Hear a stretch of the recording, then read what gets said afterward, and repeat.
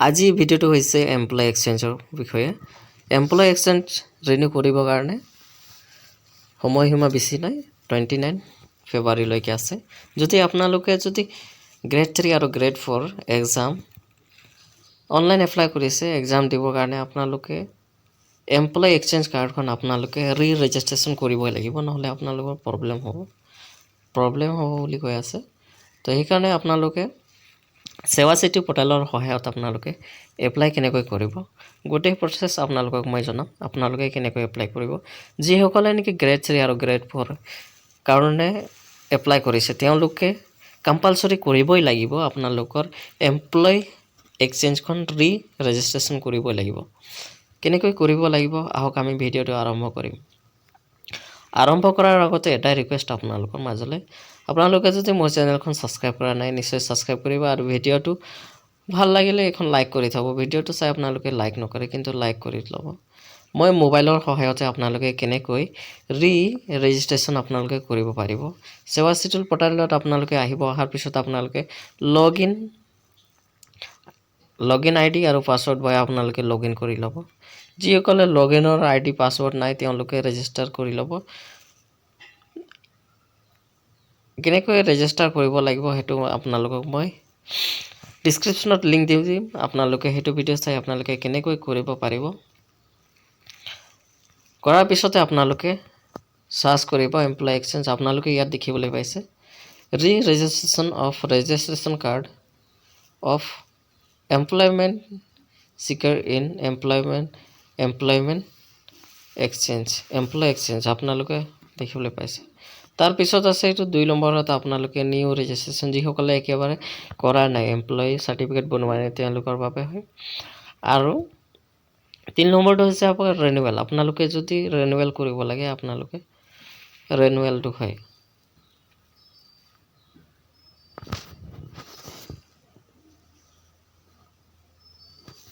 এইটো আপোনালোকে দেখিবলৈ পাইছে।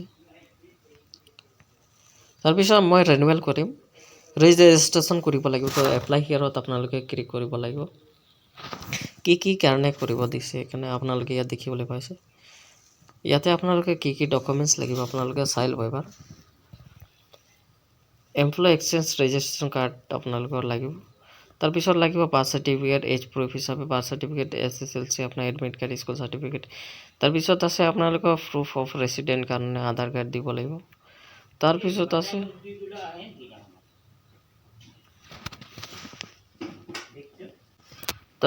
আছে আপোনালোকৰ 4 নম্বৰ এডুকেশ্যন চাৰ্টিফিকেট, আপোনালোকে ফাৰ্ষ্ট চাৰ্টিফিকেট আৰু মাৰ্কশ্বিট দিব লাগিব। তাৰ 5 নম্বৰ আছে কাষ্ট চাৰ্টিফিকেট দিব লাগিব আপোনালোকে। তাৰ 6 নম্বৰ আছে আপোনালোকে PW বা পাৰ্চন উইথ ডিসেবিলিটি আপোনালোকে চাৰ্টিফিকেট দিব লাগিব। 8 নম্বৰ এডিশনেল কোৱালিফিকেশ্যন, যদি আপোনালোকে আদাৰ কোৱালিফিকেশ্যন আছে, আপোনালোকৰ ডিপ্ল'মা ITI আছে তেতিয়াহ'লে আপোনালোকে দিব পাৰে। আপোনালোকৰ যদি 8 নম্বৰ এক্সপিৰিয়েঞ্চ আছে তেতিয়াহ'লে আপোনালোকে দিব পাৰে। 9 number non crime layer certificate আছে যদি দিব পাৰে। যোনবিলাকে কম্পালসৰি সেইকেইটা দিব লাগিব। আধাৰ কাৰ্ড আপোনালোকে দিব লাগিব। এইকেইটা ডকুমেণ্টছ হ'লে আপোনালোকে, মই আধাৰ কাৰ্ড সহায়ত আপোনালোকক দেখাম। এপ্লাই হিয়াৰত আপোনালোকে ক্লিক কৰিব। ক্লিক কৰাৰ পিছত এনেকৈ আপোনালোকে দেখিবলৈ পাব। ইয়াতে আপোনালোকে আধাৰ ডিটেইলছ দিব লাগিব। মই আধাৰ ডিটেইলছ ভৰাব লাগিব। পোনপ্ৰথমে আধাৰ নাম, আধাৰ আপোনালোকে নম্বৰটো দিব। তাৰ ষ্টেট সিলেক্ট কৰিব আপোনালোকে। তাৰপিছত আধাৰৰ যেনেকৈ নাম আছে আপোনালোকে আধাৰ নেম বহাৰ পিছত আপুনি ভেৰিফাই আধাৰ তাতে ক্লিক কৰি ল'ব। মই গোটেইখিনি বহাই লৈছোঁ। আধাৰ নম্বৰ দিয়াৰ পিছত আপুনি ভেৰিফাই আধাৰত আপোনালোকে ক্লিক কৰি দিব। ক্লিক কৰাৰ পিছতে আপোনালোকৰ মাজলৈ এইখন মোবাইল নম্বৰত আপোনালোকৰ মেছেজ আহিব, OTP আপোনালোকে ফিল আপ কৰি ল'ব।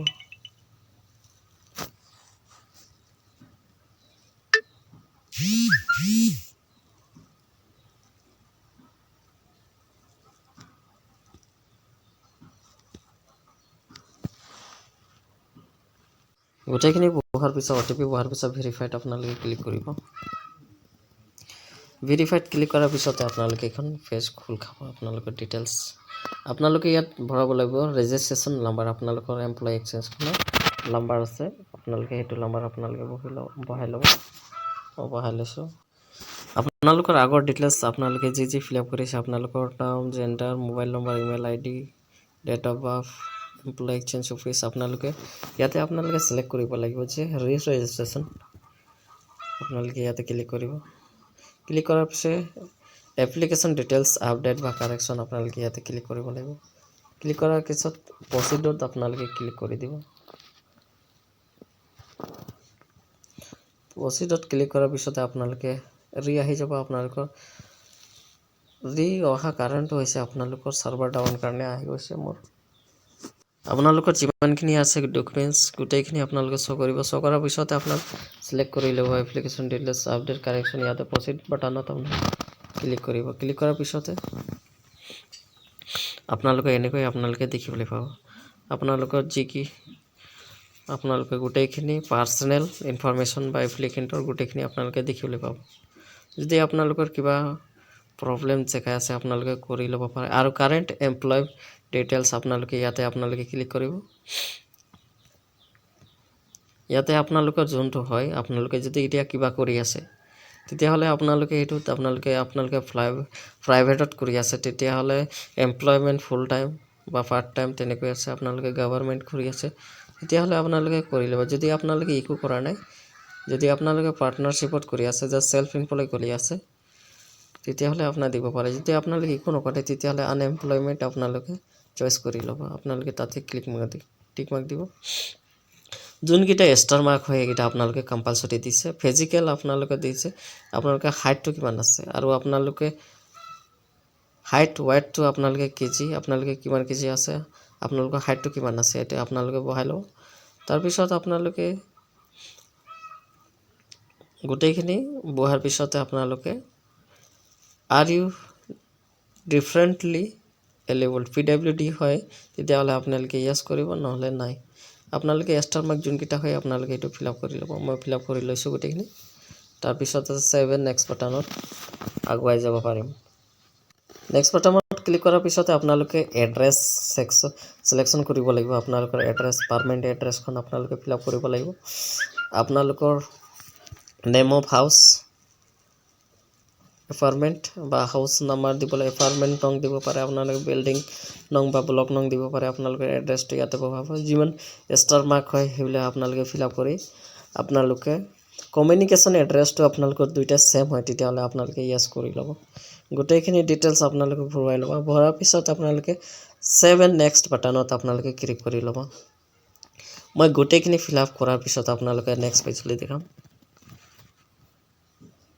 মই গোটেইখিনি বহাৰ পিছতে আপোনালোকে 7 নেক্সট বাটনত আপোনালোকে সেভ কৰি ল'ব তাৰপিছত নেক্সট বাটনত আপোনালোকে ৰিডাইৰেক্ট কৰা হ'ব তাৰপিছত আছে নেক্সট পেজলৈ এডুকেশ্যন আৰু স্কিল ডিটেইলছ আপোনালোকে দিব লাগিব হাইয়েষ্ট এডুকেশ্যন আপোনালোকে কিমানলৈকে পঢ়িলে আপোনালোকে BA কৰিছে আপোনালোকে হাই সেকেন্ডাৰী কৰিছে ডিপ্লোমা কৰি এৰিছে আপোনালোকৰ গোটেইখিনি ডকুমেণ্টছ 1 MB গোটেইখিনি আপোনালোকে PDF বনাব লাগিব আপোনালোকে PDF বনাব লাগিব পাছ সাৰ্টিফিকেট আৰু মাৰ্কশিট বিলাকে সাইজটো আপোনালোকে 1 MB ভিতৰত হ'ব লাগিব গোটেইখিনি ডকুমেণ্টছ ইয়াতে আপোনালোকে কিমানলৈকে পঢ়িছে এইটো আপোনালোকে ইয়াতে সিলেক্ট কৰি ল'ব আপোনালোকে 9 পাছ কৰিছে নে 10 পাছ কৰিছে 12 পাছ কৰিছে ITI ডিপ্লোমা আছে গ্ৰেজুৱেট পোষ্ট গ্ৰেজুৱেট আছে পোষ্ট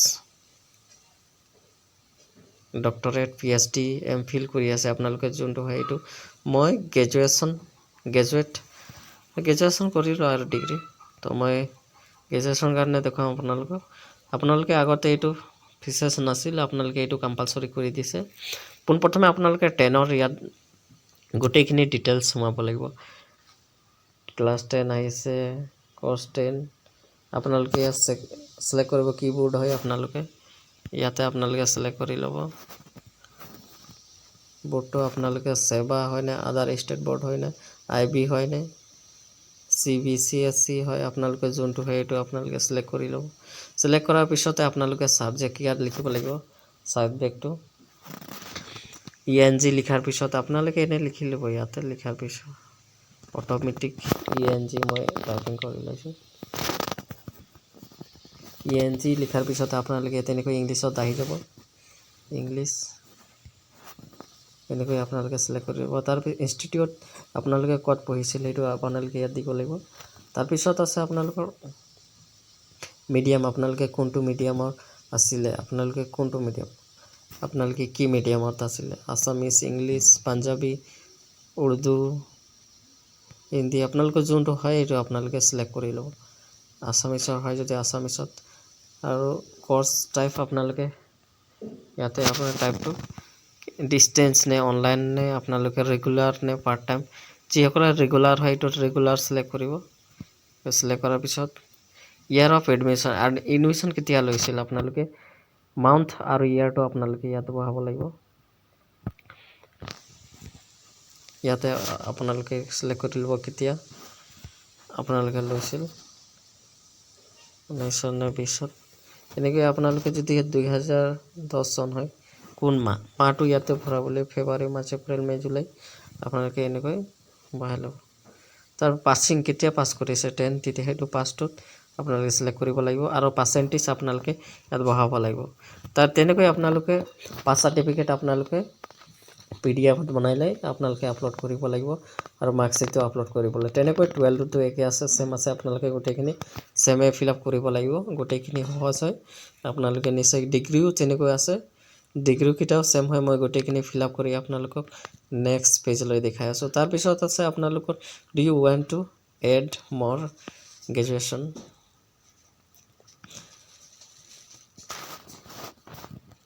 তাৰপিছত আছে আদাৰ কোৱালিফিকেশ্যন আছে যদি য়েছ কৰিব, যদি নাই তেতিয়াহ'লে ন কৰি থ'ব। এডিশ্যনেল কোৰ্চ আপোনালোকৰ যদি আছে এক্সট্ৰাকৈ তেতিয়াহ'লে আপোনালোকে দিব লাগিব। তো মই গোটেইখিনি ফিল আপ কৰি আপোনালোকক নেক্সট পেজলৈ দেখাই আছোঁ। মই গোটেইখিনি ফিল আপ কৰি লৈছোঁ আপোনালোকৰ মাজত।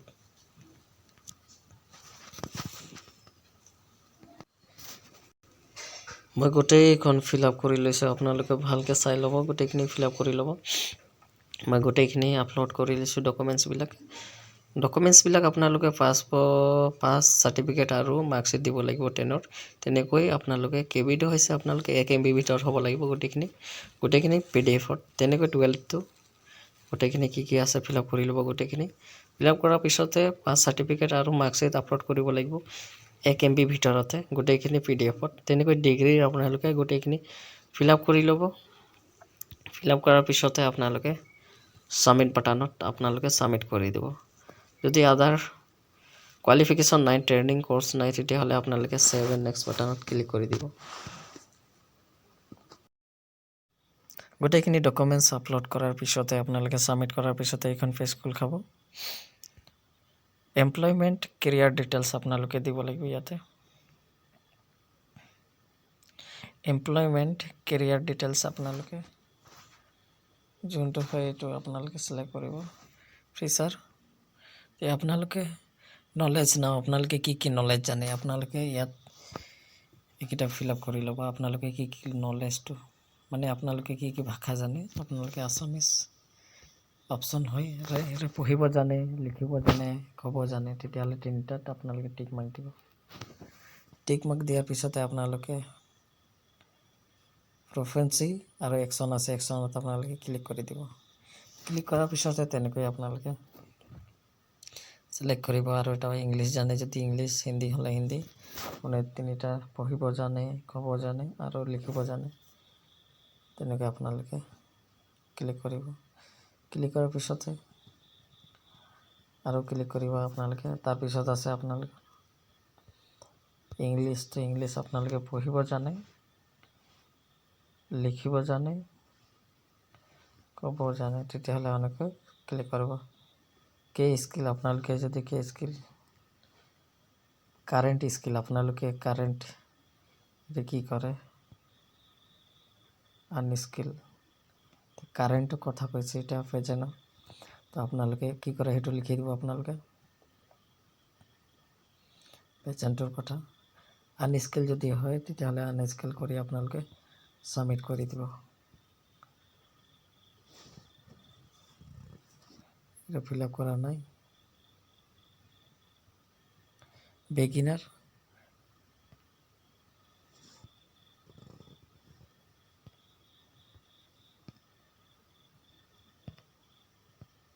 কৰাৰ পিছতে আপোনালোকে ছাবমিট কৰি দিব।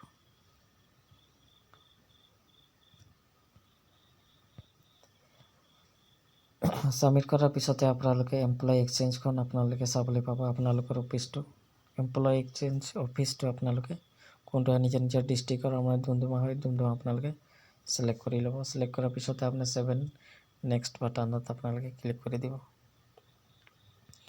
নেক্সট বাটনত ক্লিক কৰাৰ পিছতে গোটেইখিনি আপোনালোকে ইয়াত দেখিবলৈ পাইছে কি ডকুমেণ্টছ আপলোড কৰা হৈছিল, এইখিনি আপোনালোকে দেখিবলৈ পাব। ইয়াৰ পিছতে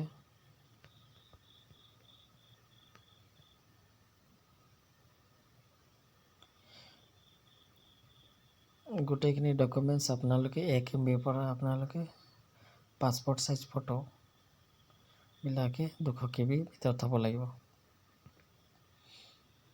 পাছপোৰ্ট সাইজ ফটোটো অকল 200 KB মেক্সিমাম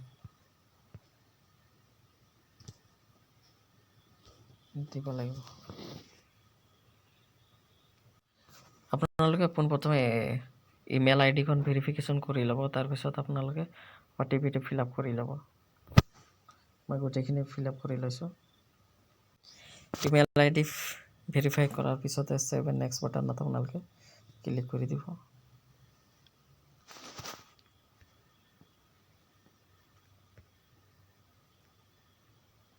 আপোনালোকে ভোটাৰ কাৰ্ড দিছে যদি আকৌ এবাৰ আপলোড কৰি আপোনালোকে ছাবমিট কৰি ল'ব। গোটেইখিনি সেম আছে তেতিয়াহ'লে আপোনালোকে আপলোড নকৰিলে হ'ব। নকৰাৰ পিছতে আপোনালোকে স্ক্ৰল ডাউন কৰি তলত আহিব। আপোনাৰ আগৰ ফটোকিনা দেখিব পাৰে ইয়াতে। তাৰপিছত ইয়াত আপোনালোকে টিক মাৰ্ক লগাই আপোনালোকে সেভ বাটনত 7 নেক্সট বাটনত আপোনালোকে ক্লিক কৰি দিব। এনেকৈ আপোনালোকৰ এমপ্লয়ী এক্সচেঞ্জ আপোনালোকে এনেকৈ দেখিবলৈ পাব।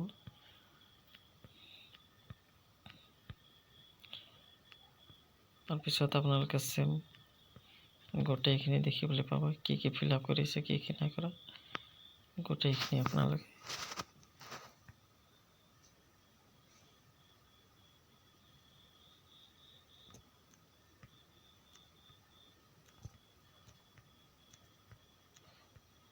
যদি আপোনালোকৰ কিবা ভুল হৈছে তেতিয়াহ'লে আপোনালোকে এডিট প্ৰিভিউছ এণ্ড প্ৰিণ্ট কৰি বা ফাইনেল ছাবমিট আপোনালোকে কৰিব পাৰিব। আপোনালোকে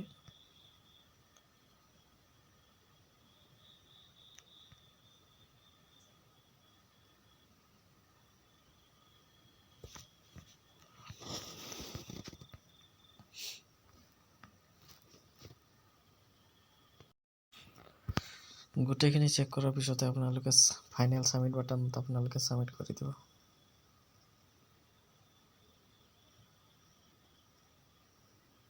ছাবমিট কৰাৰ পিছতে আপোনালোকে এনেকৈ এমপ্লয়ী এক্সচেঞ্জ আপোনালোকে দেখিবলৈ পাব।